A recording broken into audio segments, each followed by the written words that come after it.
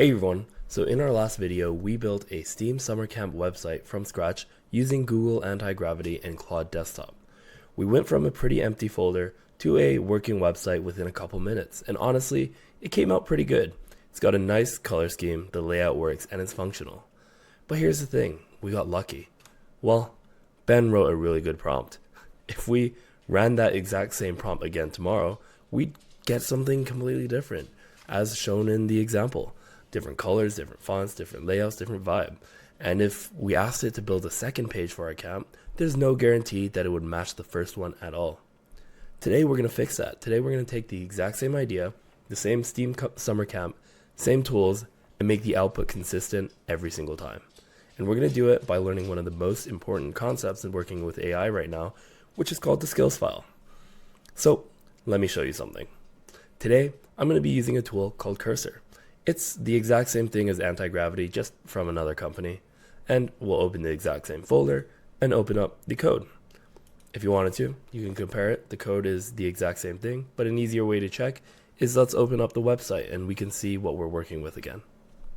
So this is what we built last time. It looks solid. The colors work, the sections are there. It's a real website. So what's the problem?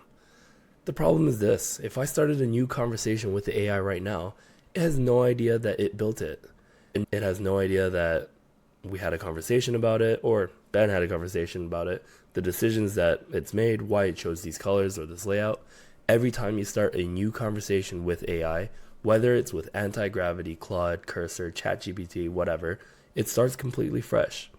It has zero memories of what you like, how you want things done, or what your standards are.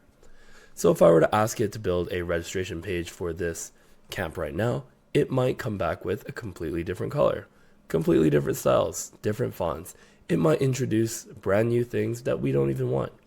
It would look like a totally separate website, and that's a real issue. It's not that AI makes ugly things, it's that it makes inconsistent things. You can't build on what you've done because every single conversation starts from zero. Think about it like this. Imagine you're out sick and a substitute teacher walks in. All they're told is, teach the class. No lesson plans, no seating chart, no context on which students need extra support, nothing about where you left off yesterday. What are they going to do? They're going to wing it. Maybe a worksheet, maybe a movie day, because they have no idea what your class actually needs, and if a different sub shows up in a different day, same problem. Completely different approach, no continuity. That's exactly what happens every single time you start a new conversation with AI. It's the substitute teacher with no lesson plan. So how do we fix that? This is where skill files come in. A skills file is honestly just a text document, and that's it. It's a file you put within your projects folder that tells the AI how you want things done.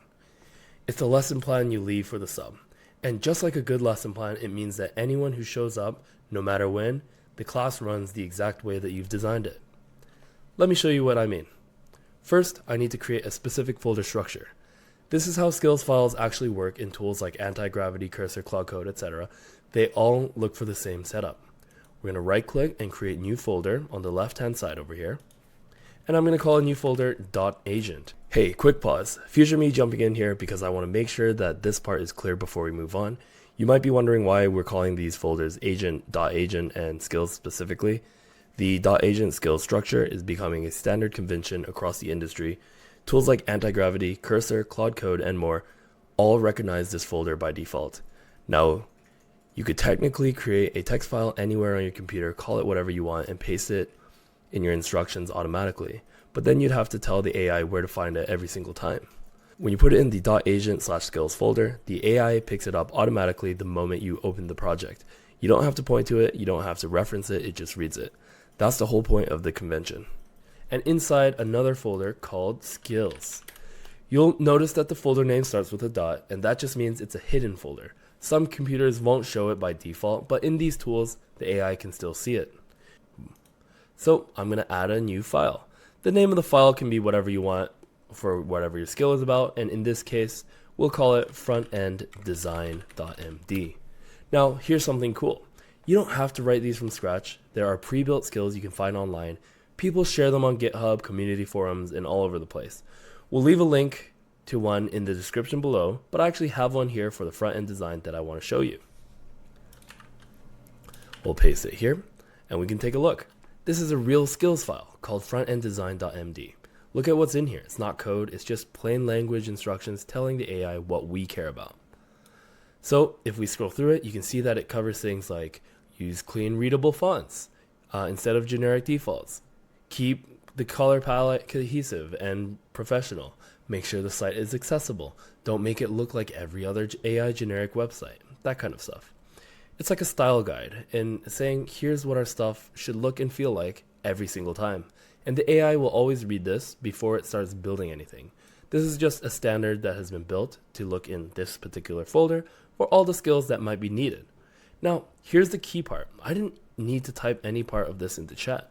I just put it into the skills folder, and when my AI opens this project, it will read everything in this folder automatically, treating it like background knowledge. So now when I ask it to build something, it already knows our standards before I even start talking.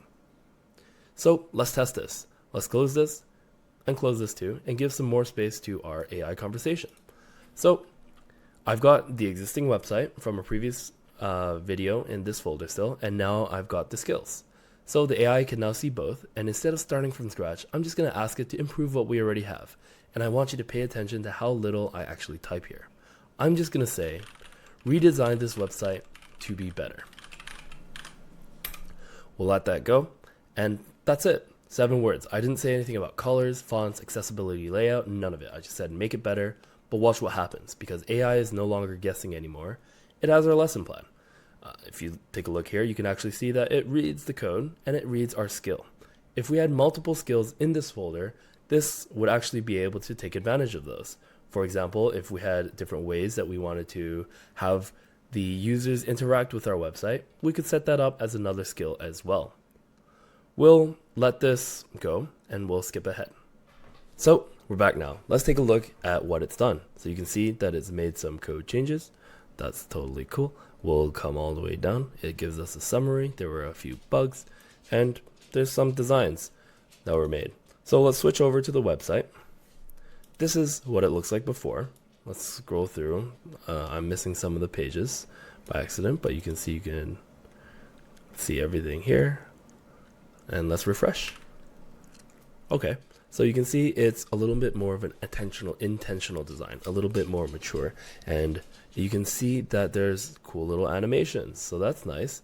You can see all of that. You can see a bunch of cool things, and the original was fine, but it was sort of whatever the AI felt like doing during that day, following that prompt.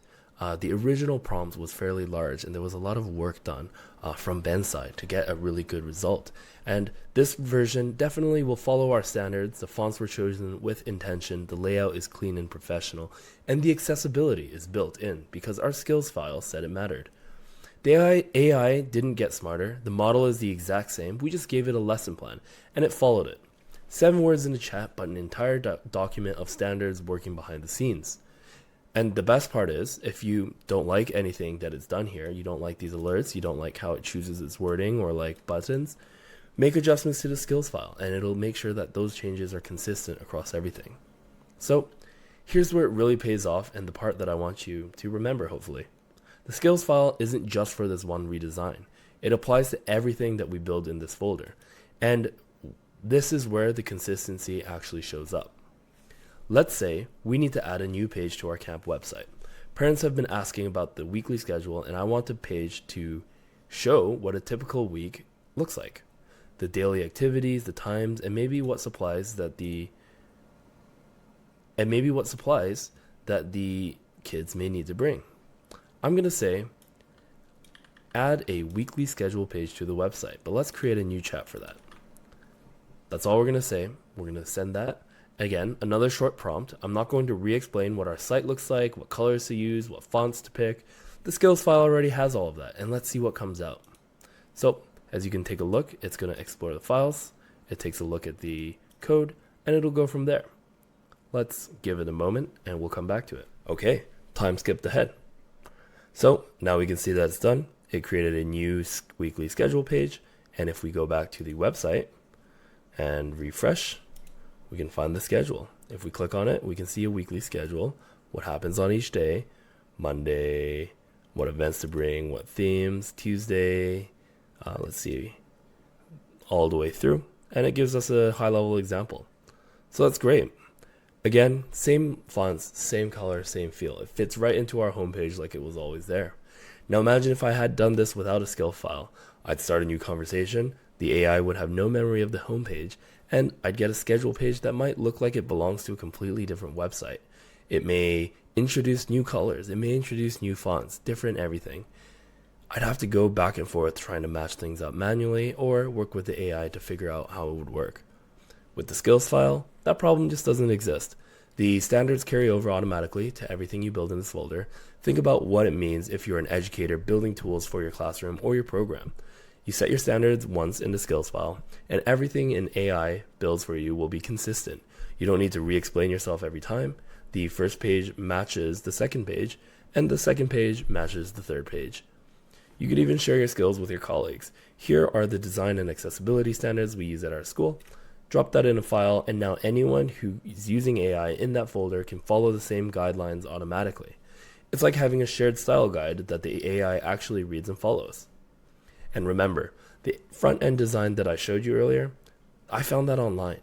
There's a whole community of people sharing skills like this. You can search for ones that are related to whatever you're trying to build, and chances are someone's already written one. And you can always use AI itself to help you write one. For example, you could ask it, write me a skills file for building accessible educational websites. It'll generate a starting point, and then you can refine it to match exactly what you want. One thing I do want to flag here is that we've been saying this throughout the whole series is when you write a skill file, you are making decisions about values. You're deciding whether accessibility matters, you're deciding what tone to use with your audience, and you're deciding what information to include and what to leave out. AI is not making those calls for you, it follows what you tell it, so if you don't mention accessibility, it probably won't prioritize it. If you don't think about who's using the site, the AI won't either. This is where your judgment as an educator, as a person, what actually matters the most. The skills file here is where your expertise lives. Also worth noting, everything in your skills file and in your folder is being read by the AI. So be thoughtful about what you put in there. Don't put files with student information or anything sensitive while you're working with these tools. So that's a skill file. Simple concept, massive impact, and you went from the AI that forgets everything between conversations to an AI that can follow your standards every single time. And it was all done with a simple text document. In our next video to follow up, we'll build on it. We've been giving AI instructions and letting it do one thing at a time. And next time, we're going to let it do multiple things on its own, from planning to building to testing and fixing them. That's what agents are. And it will take everything we've done so far to a whole new level, and we'll keep on building our STEAM Summer Camp website. Thanks.